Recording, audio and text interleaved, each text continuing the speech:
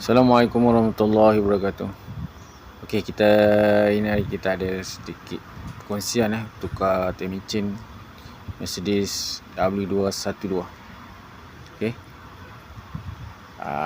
Lebih kurang kita buka sedikit banyak lah pipe-pipe dia, hose-hose, thermostat, bakar gasket kan. Tengok mana kita boleh buka, kita buka untuk kita buka rantai dia. Okey.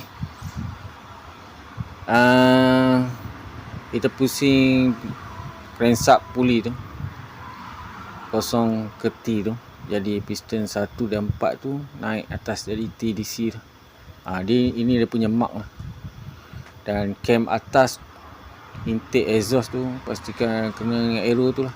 Kalau lari sikit memang teh mesin tu panjang. Yang ni dah panjang sikit, dah lari sikit lah kan.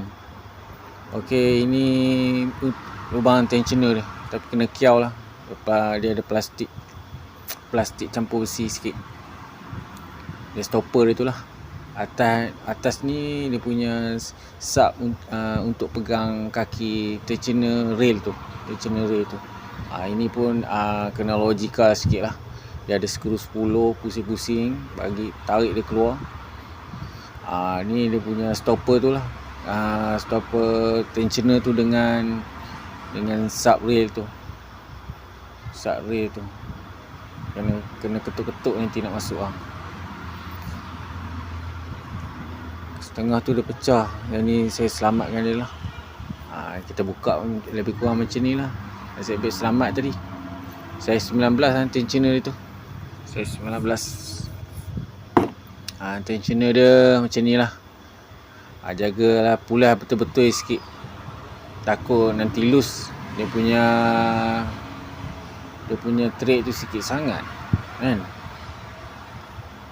Dan kita ada special tool lah. Kita kena lock cam tu. Dan rantai dia saya potong lah.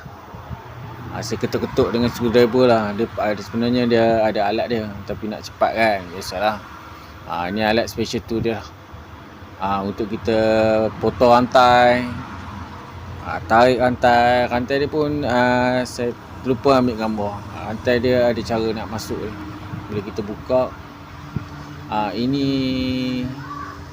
untuk kita masuk rantai baru tu, untuk kita lock.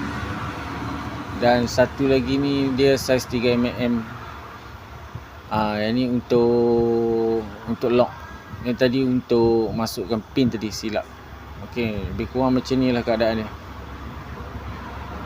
Kita kena masuk pin tu pakai benda tu dulu.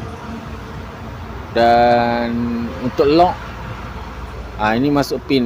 Ini masuk pin. Dia ada pin. Lepas tu kita lock nak bagi dia connect kan, dia punya sub tu. Ini lock dia tu. Pastikan betul-betul kena lock tu bagi dia kembang. Baru rantai tu tak cabut keluar kan. Kalau tercabut keluar letih lah. Rantai dia pun kena tok mas. Dia kuat sangat, tak boleh nanti dia ketat. Rantai tu jangan bagi ketat. Kalau ketat boleh lompat. 32 je Newton top ketat dia. Pastikan rantai tu lock macam ni.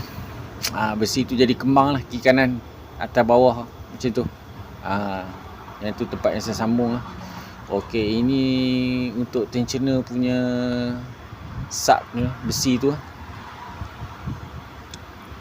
Saya dah tarik keluar.